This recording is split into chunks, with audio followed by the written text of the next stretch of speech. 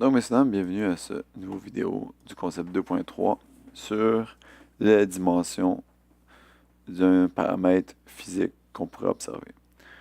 Or, évidemment, ce qui va être intéressant ici, c'est de se demander quelles sont les unités que je dois placer pour un concept ou une constante ou un paramètre que je ne connais pas.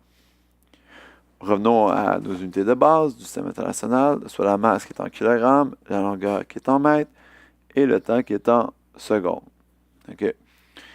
Ce qu'on va entendre par dimension, c'est le nom du paramètre qu'on évalue. Dans ce cas-ci, masse, longueur ou temps. Et kilogrammes, mètres et secondes vont servir d'unité.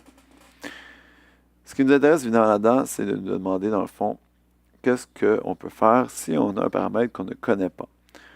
Bon, évidemment, on sait tous que le temps, c'est en secondes.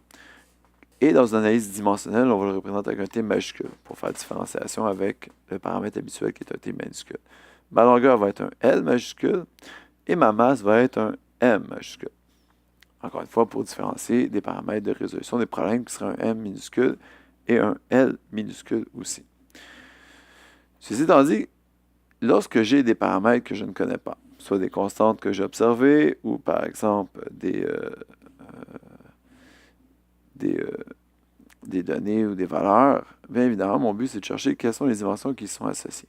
Par exemple, je sais que ma vitesse est égale à ma distance sur mon temps, ou la vitesse est égale à la distance fois le temps à la moins 1. En analyse dimensionnelle, on va mettre le crochet pour la vitesse, et on va dire que L est égal à, v est égal à L fois T à la moins 1. Dans ce cas-ci, j'ai une longueur fois le temps à la moins 1. Et là, ils sont à lettres majuscules pour représenter les dimensions. Pourquoi chercher les dimensions? Parce qu'on ne connaît pas nécessairement tous les paramètres. Okay? Donc, par exemple, si le temps est établi selon un paramètre A fois une longueur, je ne connais pas la dimension de A. Est-ce que c'est des mètres? Est-ce que c'est des mètres secondes? Est-ce que c'est des mètres secondes carrés? Je souhaite l'obtenir, la dimension de A.